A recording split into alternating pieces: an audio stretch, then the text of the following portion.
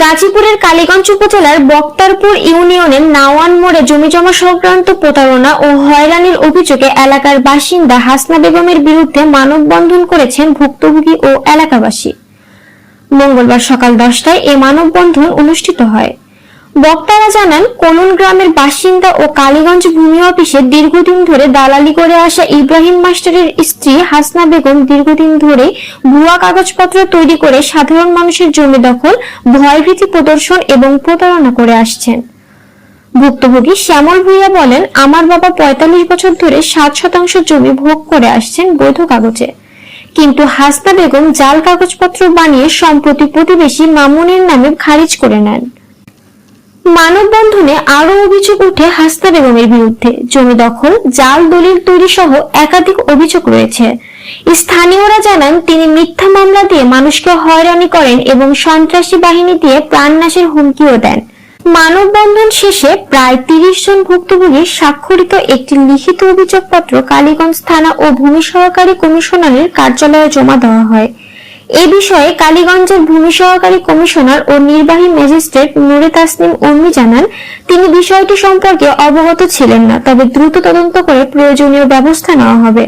মানববন্ধনে অংশ নেওয়া এলাকাবাসীর একটাই দাবি, হাসনা বেগমকে দ্রুত গ্রেপ্তার করে আইনগত ব্যবস্থা গ্রহণ এবং এলাকার মানুষকে হয়রানির হাত থেকে রক্ষা করা হোক। বিরুদ্ধে করতেছি দীর্ঘদিন যাবত।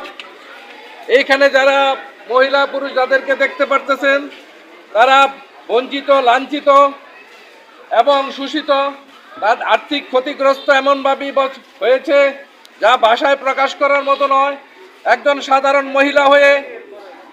সাধারণ মহিলা হয়ে সরকারি অফিসে ঢুকে নথিপত্র, কাগজপত্র ঘাটাঘাটি করে মানুষের তথ্য দিয়ে বিভ্রান্ত করে দিনের দিন, বছরের পর বছর মানুষকে নির্যাতিত করছে। আমরা এর থেকে নিস্তার চাই। আমি আপনাদের মাধ্যমে প্রশাসনের দৃষ্টি আকর্ষণ করছি, এই হাসনার সাথে যারা জড়িত তাদেরকে যেন আইনের আওতায় না দৃষ্টান্তমূলক শাস্তির ব্যবস্থা করা হোক। আমাদের কারো ব্যক্তির বিরুদ্ধে আমাদের শুধু আস্থার বিরুদ্ধে। এখানে এমন কোনো মানুষ নাই যারা ক্ষতিগ্রস্ত হয়েছে, যারা ক্ষতিগ্রস্ত, অবহেলিত, লাঞ্ছিত, পথে পথে দুঃখে দুঃখে যারা আজকে কাটছে, তারাই এখানে শুধু আসছে, এখানে আর কেউ আসছে না। একজন ভূমি অফিসের কাগজপত্র, নথিপত্র সাধারণ মহিলা, পুরুষ হলেও এক কথা, মহিলা কিভাবে পায়? সেইখান থেকে নথিপত্র যাচাই হাতাহাতি করে, কাটাকাটি করে, কাগজপত্র না মানুষের দিয়ে বিভ্রান্ত ছড়াচ্ছে, ভাইয়ের সাথে বাইরে লাগাচ্ছে, বোনের সাথে বোনের চেকাচ্ছে, টাকা পয়সা হাত দিয়ে নিয়ে এসে আজকে কোটিপতি। আমাদের একটা জমি আছে 59 বছর ধরে আমরা খাইতেছি, এই জমিটা দল করে নিয়ে আসে এবং কি মাটি মুটি কেটে নিয়ে আসে। এরপরে লাস্টে আমার একটা আশ্বাস দিচ্ছে, যখন কইছে আমার বড় ভাই মাটি কেটে দিচ্ছে, তখন হ্যাঁ আমার কইছে যে তোমার সাহেব ভাইয়ের নামে ছবি দিবা, আমি একটা দলিল করে দিব। আমি কইছি আমি হারাম জিনিস খাইতাম না, তুই এখন ছবি নিয়ে এবার তুই কর। তো এমন হ্যাঁ বুয়া জিনিস সবই করতেছে, দুর্ভোগ জমিটা দল করে নিয়ে আসে।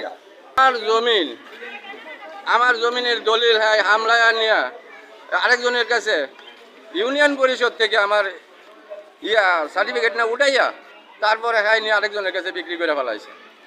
অথচ জমিনের দলিলও আমি দিতেছে না। বোকা দিয়া জমিন নিছে, দলিল নিছে, অনেক দলিল হায়ের কাছেই রয়ে গেছে।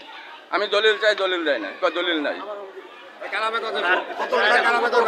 তারপরে আমার একটা মামলা ফেলাইছে, আমার মামলা ফেলাইয়া দীর্ঘত 17-18 লাখ টাকা নষ্ট করাইছে। জমিন আমার বাপে আমার দিয়ে গেছে, এই নিজে খারিজ করছে, এই নিজে সবকিছু করছে, কাগজপত্র আমার হাতে দিয়া। এরপর বাবা মারা যাওয়ার পর আমার নাম গোলাপ। আমার নাম গোলাপ, আমি গোলাপ হোসেন ভাইয়া। যে মামলাটা হয়েছে, যিনি ওনাদের বলছেন ওনাদের দাদার সাথে আমাদের দাদার একটা জমি আওয়াজ হয়েছে, মৌখিক কোনো কাগজ কলম নাই। তো ওই জমিনটা আমরা খাইতেছিলাম বড় ক্ষেত, ওরা আমাদের চালা জমিন খাইতেছিল। তো এই হাসনা বেগম আমারে বলছে যে সমস্যা নাই, আমি তোমার জমিন দিয়ে দিব বললে আমার কাছ থেকে 1 লাখ টাকা নিছে। 1 লাখ টাকা নিছে। নেওয়ার পরে যখন আমি আমার জমিন পাই না, আমি যখন ওনার স্বামীর কাছে গেছি বিচার নিয়ে, ওনার স্বামী আমার বলতেছে তুমি অনেক বাইরে গেছো গা, তোমার নাম কি? আমার নাম আবুল কালাম বক্তব্য ইব্রাহিম মাস্টার। এরপরে এই যে এর ছেলেরা আশিকরা যারা বিদেশ, আশিক আর মানিকে যারা বিদেশ আছে, তারা আমার হুমকি দিতেছে। আমি আমার হুমকি দিতেছে, আমার হকের জন্য কোটি টাকার মালিকে বেশি হয়ে হ্যাঁ, গেছে। আমি আমার হক দাবি করছি দেখে ওরা আমার হুমকি দিতেছে, দেখে নিব। ঠিক আছে, হ্যাঁ হোয়াটসঅ্যাপে এবং নানান চলে দিছি প্রমাণ, নানান কিছু দিয়ে ওরা আমার হয়রানি করতেছে এবং আরো অনেক মোবাইল দিয়ে আমার হুমকি দিতেছে যেন আমি যেন আমার হক থেকে দূরে সরে যাই, যেন আমি এগুলো না বলি না করি। ঠিক আছে, আমার গলা কাটার আমার বলছে গলা কাটে আমার বলছে যে রাস্তার মধ্যে আমার ফালাই দিবে। আপনার ছেলেরা এবং অজ্ঞাত নামে আরো ফোন আইসে আমার এরকম হুমকি দেয়। আমার হক আমি পাচ্ছি না।